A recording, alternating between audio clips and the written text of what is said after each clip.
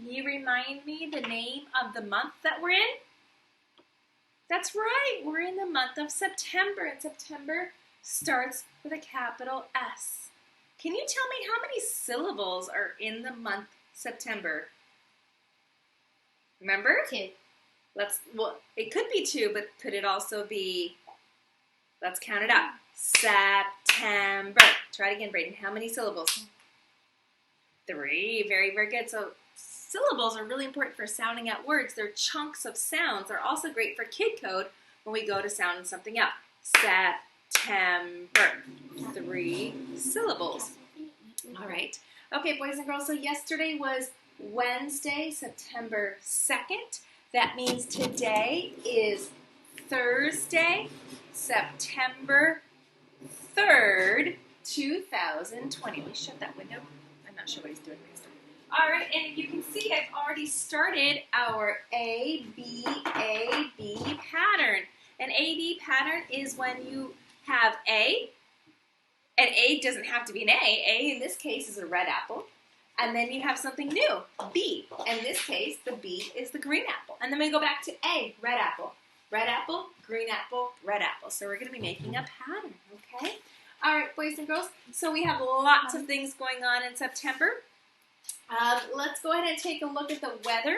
The weather today is still partly cloudy and warm. So, boys and girls, we can say that the weather today is partly cloudy and warm. The season has not changed. The season is still summer. How many syllables are in the word summer? Let's clap it out. Summer. Yeah. That's right, 2. How many syllables? 2. Very good. And the season hasn't changed yet, but soon it will be fall. In fact, we have the first day of fall is in a couple of weeks. Okay. All right, let's look at how many days we have been in school.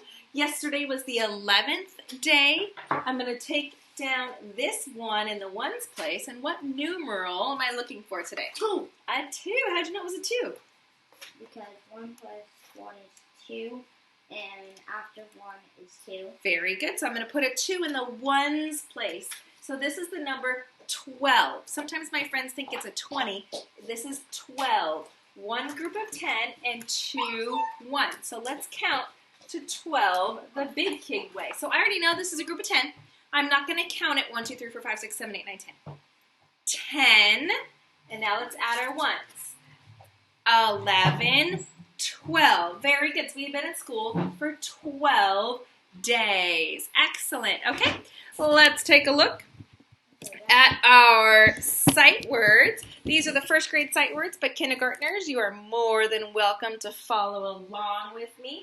My good camera's not working today, so I know that the quality of the video isn't that great. I apologize, but if you can see them, follow along with me. A, B, C, read our words with me.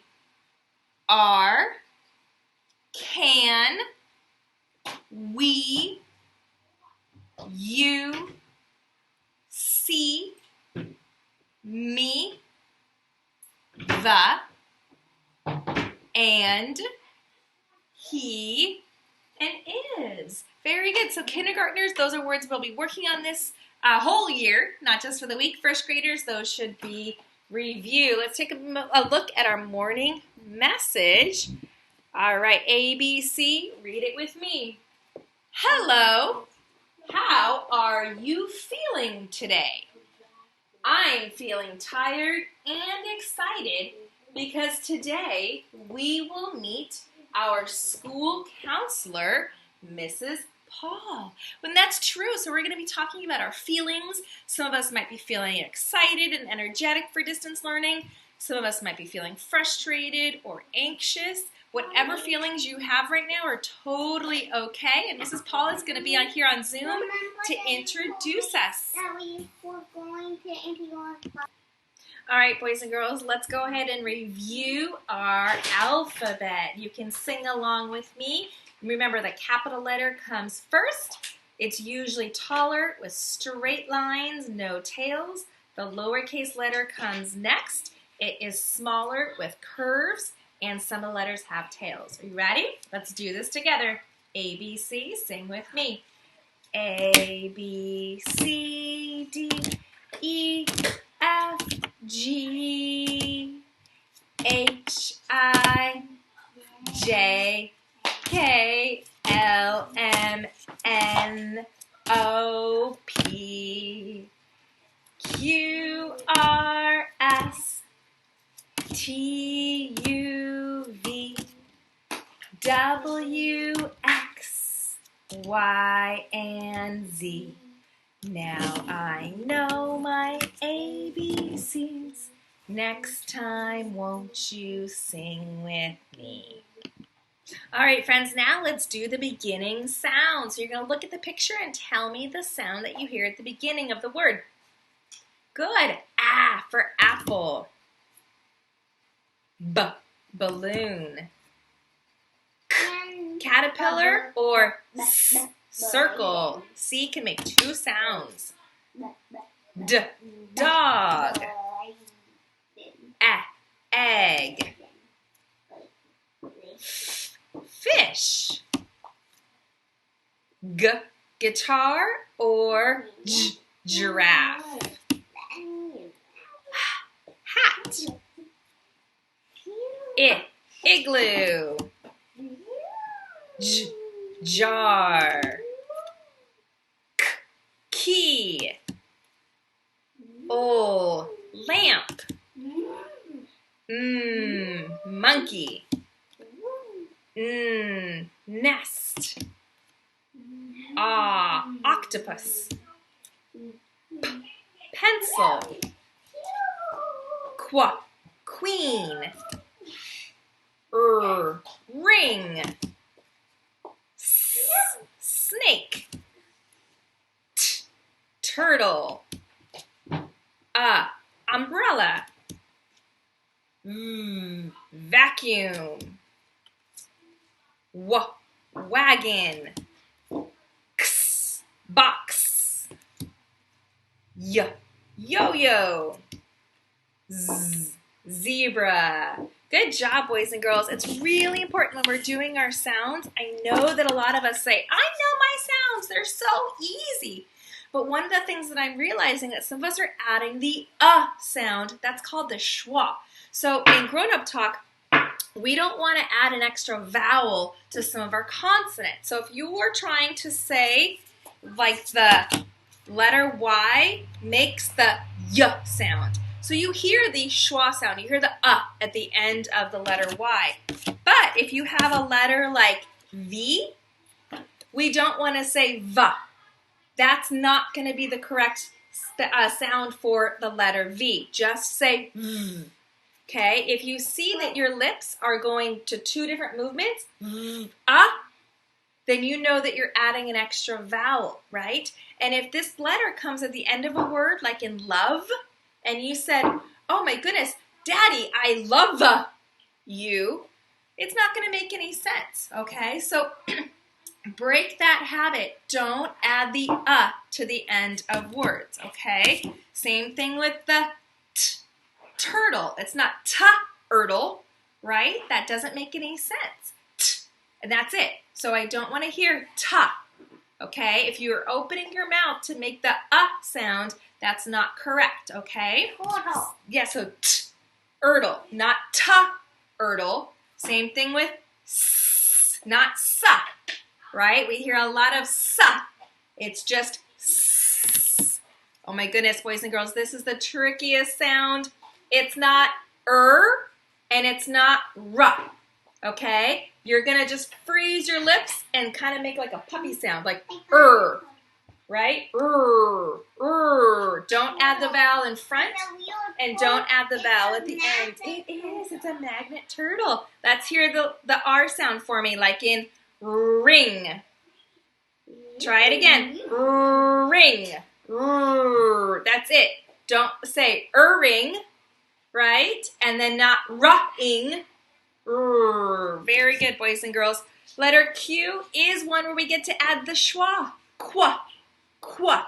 But that's because it often has a U next to it, okay? So even though my kindergartners and first graders, I know some of you know all of your sounds, it's always really important to practice this with me and be paying attention to my lips so that you're not adding extra vowels which will hurt you later on when you're trying to sound out and spell words.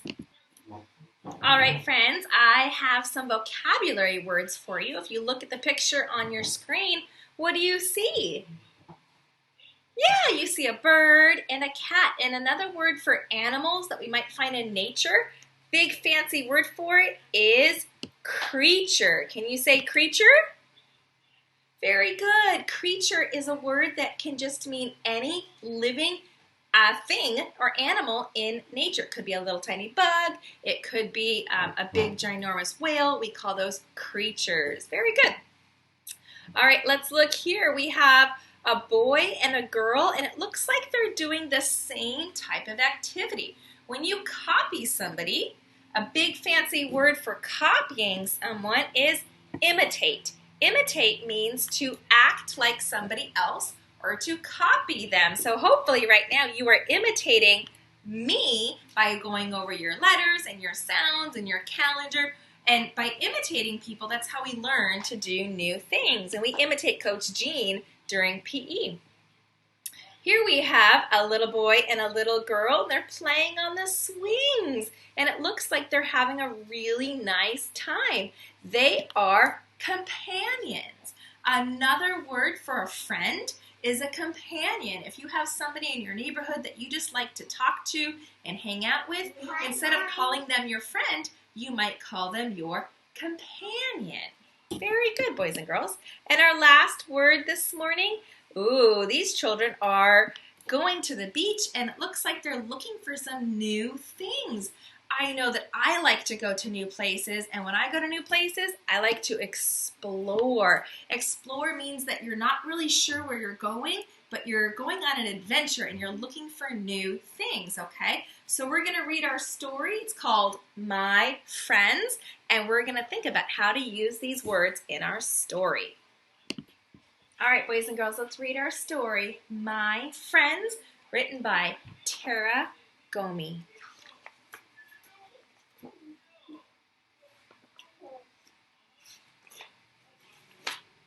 I learned to walk from my friend, the cat. I learned to jump from my friend, the dog. I learned to climb from my friend, the monkey. I learned to run from my friend, the horse. I learned to march from my friend, the rooster. I know, we have a rooster in our backyard. I learned to nap from my friend, the crocodile. Look at that crocodile, the pretty pet. I learned to smell the flowers from my friend, the butterfly. Butterfly. I learned to hide from my friend, the rabbit. Do you see him down here? The rabbit? Do you see the rabbit down there? I learned to explore the earth from my friend, the cat. Did you hear a word, one of our vocabulary words? What's a cat? Well, the cat is very, very, very small. Can you find the cat? Yeah. Oops, I said cat. You know what the word is? Ant. I made a mistake. Even teachers make a mistake as a reader sometimes. Ant. Oh, so when we hear our vocabulary words, we're going to give a silent cheer. Everybody do this when you hear the vocabulary word, right? Explore was one of our words. I learned to kick from my friend, the gorilla. Gorilla. The gorilla. I learned to watch the night sky from my friend, the owl. I'm going to see the gorilla. The gorilla was on this page. You see him kicking? I learned to sing from my friends, the birds. I learned to read from my friends, the books. Books are my friends too. I learned to study from my friends, the teachers. I learned to play from my friends at school. And I learned, this is my favorite page, I learned to love from a friend like you. This is such a sweet book. So instead of calling it My Friends, could the author have called it My Companions? Would that have made sense? Yeah, friends and companions are synonyms. They mean the same thing. And in this story, who did the little girl imitate? Yeah, she was imitating all the animals. So when the different animals did the different things, she would act like those animals. So she was also imitating her companions as they explored different parts of the world, right? So you can definitely do the same thing with your friends. All right, boys and girls, since our school counselor is coming this morning, let's think about how our face can show our feelings. Has anyone seen that movie Inside Out? That's a fun one. Let's think about how our face looks can affect the way people think we're feeling. Oops, we went the wrong way. Just kidding, right here. Okay, here we go.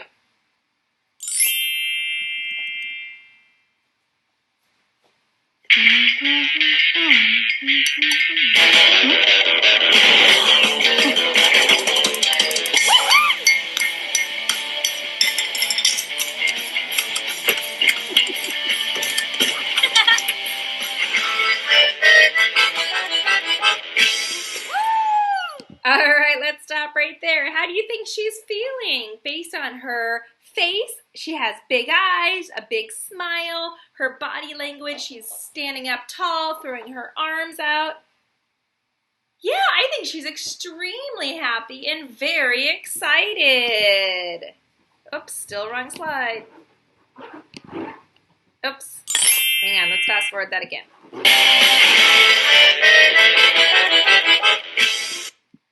Oh no!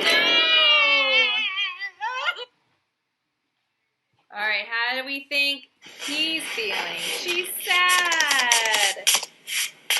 She's blue. Her face is drooping. Her shoulders are hunched over. Yeah, she's feeling sad. Let's keep going.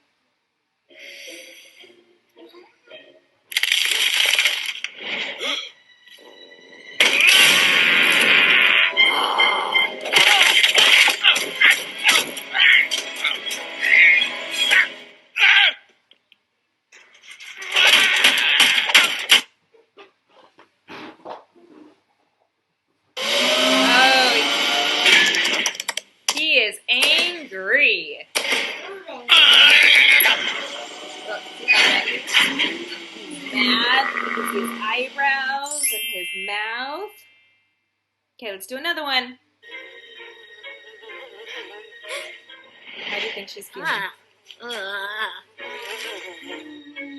Different than sad.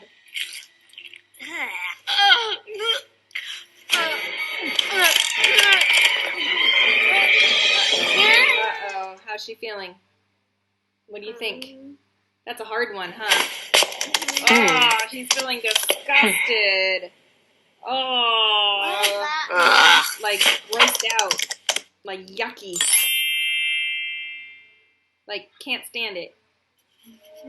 Uh-oh. Uh-oh. See a spider?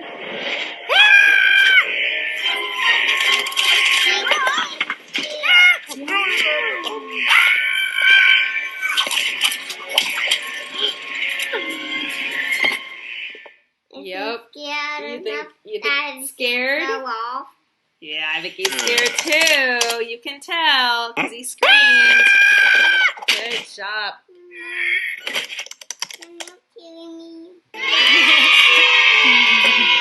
Good job, boys and girls. I can do that one more time.